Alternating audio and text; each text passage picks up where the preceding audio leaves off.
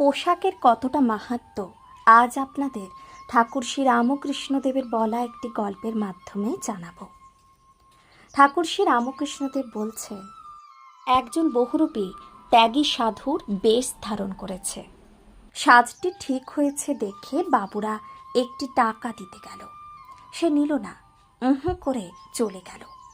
গা হাত পা ধুয়ে যখন সহজ বেশে এলো, বললে, টাকা দাও। বাবুরা বললে, এই তুমি টাকা নেব না বলে চলে গেলে, আবার টাকা চাইছ?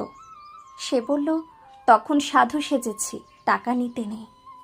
পোশাকের কতটা মাহাত্ম্য তাহলে আপনারাও একটু দেখুন। তিনি তখন সাধুর বেশ ধারণ করেছিলেন বলে টাকাটি নেয়নি।